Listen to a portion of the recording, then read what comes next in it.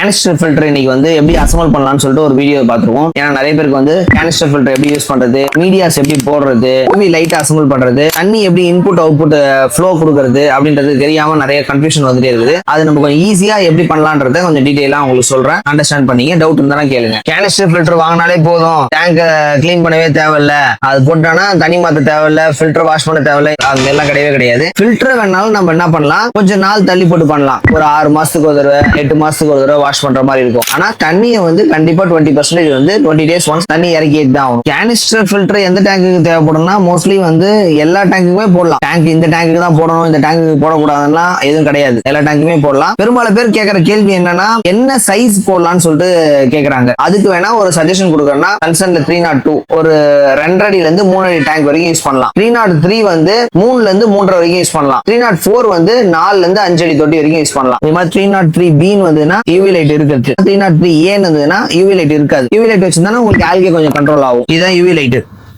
UV light வந்து ஃபுல்லா வந்து கிளாஸோட இருக்கிறதுனால கொஞ்சம் இதை ஹேண்டில் பண்ணும்போது பார்த்து ஹேண்டில் பண்ணுங்க. ஒரு சில நேரத்துல யூவி லைட் வந்து இதுல வந்து ஃபோல்ட் ஆகி வந்திருக்கும், அதை எடுத்து இதுல போடணும். இந்த லைட் வந்து போயிடும். லைட் போயிடுச்சுன்றது எப்ப தெரியும்னா இந்த இடத்துல பிளாக் கலர்ல உங்களுக்கு ஆயிட்டு இருக்கும் உள்ள. அப்படியே அந்த யூவி லைட் நம்ம சேஞ்ச் பண்ணிக்கலாம். கேர்ஃபுல்லா ஹேண்டில் பண்ணுங்க. கன்சர்ன் 303ன்றதுனால இதுல 3 ட்ரே தான் இருக்கும். 3 ட்ரேக்கு மீடியாஸ் எப்படி போடுறதுன்னு சொல்லிட்டு நான் காமிக்கிறேன் உங்களுக்கு. இந்த 2 மீடியாவும் வந்து ஓரளவுக்கு நல்லா இருக்கும். இது வந்து பாக்டீரியா ஸ்டோரேஜ் ஆகிறதுக்காக இந்த மீடியா நம்ம யூஸ் பண்ணிட்டு இருக்கோம். பைப்பர் என்ன பண்ணணும்னா இப்ப டேங்க்ல வந்து பாத்தீங்கன்னு வச்சுங்களேன், ஒரு வாட்டர் வந்து பாத்தீங்கன்னா ஒரு ப்ரௌனா எல்லோயிஷா இந்த மாதிரிலாம் தண்ணி வந்து நாளாக வாட்டர் வந்து சேஞ்ச் ஆகும். பைப்பார் யூஸ் பண்றதுனால அந்த வாட்டர் வந்து பாலிஷ் பண்ணி கிளியரா ஒயிட்டா காமிக்கும். இந்த பைப்பார் மட்டும் என்ன பண்ணணும்னா டைரக்டா எடுத்து ஃபில்டர் மேல வைக்க தேவையில்ல. இதை மட்டும் என்ன பண்ணனா ஒரு தடவை வாட்டர்ல வந்து ரிங்ஸ் பண்ணிக்கங்க. அந்த ரிங்ஸ் பண்ற வாட்டரும் வந்து பாத்தீங்கன்னா மீன் இருக்கிற டேங்க்ல இருந்து எடுத்து ஒரு மக்ல வச்சு சும்மா 4-5 தடவை ஒரு டிப் பண்ணிட்டு எடுத்து நீங்க அதுல ஃபில்டர்ல போட்டுக்கலாம். ரிங்ஸ் பண்ணாம டைரக்டா யூஸ் பண்ண தேவையில்ல. அப்படியே பேக்காக பிரிச்சு வச்சுக்க வேண்டியதுதான். மீடியாஸ் எல்லாம் போட்டு ஃபில் பண்ணி வச்சாச்சு. இந்த ஹேண்டில் மேல தூக்கிட்டு இருந்ததுன்னா இது ப்ராப்பரா சீட் ஆகாது, ஈக்குவலா ஈவனா இருக்கணும். அப்படி இருந்ததுன்னா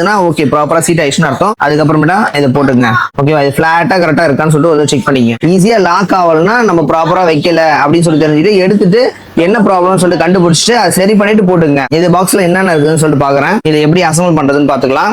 ஆங்கிளா இருக்கிறது அப்படியே இந்த பொசிஷன்ல வச்சுன்னா ப்ராப்பரா சீட் ஆயிடும். அந்த சீட் ஆனதை வச்சு நீங்க தெரிஞ்சுக்க வேண்டியதான் நம்ம ப்ராப்பரா பண்ணிருக்கிறோம்னு சொல்லிட்டு. இதே தப்பா வைக்கிறீங்கன்னா என்ன ஆகும்னா ப்ரொஜெக்ஷன் வரும். இந்த சைட்ல பெருசா இருக்கும், இந்த சைட்ல டெப்த்ல தெரியும். சில பேர் தண்ணி மாத்திரப்ப எடுக்கும் போது இந்த லாக் ஓபன் பண்ணாமையே எடுத்து உடச்சிடுறாங்க உள்ள இருக்கிறது. அது உடச்சிட்டா தண்ணி வந்து லீக் ஆக ஆரம்பிச்சிடும். இது ஒரு லாக் இருக்கும், இந்த சைட்ல ஒரு லாக் இருக்கும். இதை ப்ராப்பரா சீட் பண்ணாம வெளில பிடிச்சி எடுத்துட்டானா உடஞ்சிரும். இது வரைக்கும் நான் ஒரு 10 பீஸ் கிட்ட அந்த மாதிரி உடஞ்சதே நான் பாத்துருக்கேன். இதுல எழுதி இருக்கும், மென்ஷன் பண்ணிருப்பாங்க அவுட்லெட் இன்லெட்னு சொல்லிட்டு. இன்லெட்டுக்கு நம்ம இன்லெட் கரெக்டா கொடுக்கணும், அவுட்லெட்டுக்கு அவுட்லெட் கரெக்டா கொடுக்கணும். இதை பிரஸ் பண்ணிட்டு இதை ரொட்டேட் பண்ணீங்கன்னா லாக் ஆயிடும். இன்லெட் அவுட்லெட்டுக்கு நம்ம எது டிஃபரன்ஷியேட் பண்றதுன்னு வந்து பாத்தீங்கன்னா அவுட்லெட்டோட ஹோஸ் இந்த மாதிரி சின்னதா இருக்கும். ஏன்னா அவுட்லெட் மேலேயே ஃப்ளோ இருக்கிறதுனால. இன்லெட் வந்து கீழே இருந்து டர்ட் எடுக்கிறதுக்காக லென்த் அதிகமா இருக்கும். வாட்டரோட அவுட்புட் இருக்குல்ல, அது வேகமா வேணும்னு எதிர்பார்க்கறவங்களுக்கு இதை போட்டுக்கலாம். வாட்டர் அவுட்புட் வந்து எனக்கு ஸ்லோவா வேணும்ன்றது இதை போட்டுக்கலாம். வேகமா இருக்கும்போது டர்ட் எல்லாம் ஈஸியா கலெக்ட் ஆகும். இதை பெரும்பாலும் வந்து பிளான்ட் டேங்க்ல பயன்படுத்திக்கலாம். இதை வந்து நார்மலா நம்ம யூஸ் பண்றது யூஸ் பண்ணிக்கலாம். கிளாஸ் ஹோல்டர் இது போட்டு லாக் பண்ணிக்க வேண்டியதான். லாக் பண்ணிட்டீங்கன்னா உங்களுக்கு வந்து இந்த ஷேக் இருக்காது. இதுக்கப்புறம் முக்கியமானது என்னன்னா தண்ணியை ஃபில் பண்ணிட்டு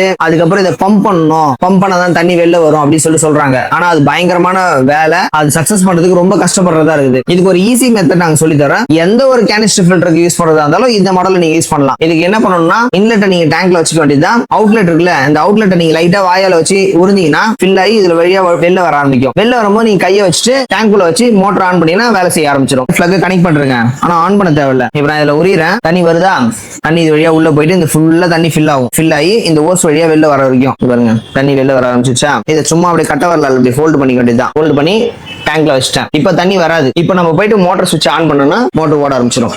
அது பாருங்க இப்ப கொஞ்சம் சின்ன ஏரேஷன் இதுல அது மட்டும் வரதுக்காக கொஞ்சம் லைட்டா பம்ப் பண்ணிக்கலாம். மத்தபடி இதுக்கப்புறம் நம்ம எதுவுமே தேவையில்ல. வாட்டர் ஃப்ளோ கரெக்டா வந்துடும். ஃபில்ட்ரேஷன் நல்லா நடக்க ஆரம்பிச்சிடும். இதான் ஈஸி மெத்தட். அதே மாதிரி கேனிஸ்டர் வாஷ் பண்றதுக்கு எப்படி வாஷ் பண்றதுக்கு எடுக்கணும்ன்றது தெரிய மாட்டேங்குது சில பேருக்கு. இந்த சுவிட்ச் ஆஃப் பண்ணிட்டு இந்த லாக்கை நீங்க க்ளோஸ் பண்ணீங்கன்னா தண்ணி எதுவுமே வராது, லீக்லாம் ஆகாது.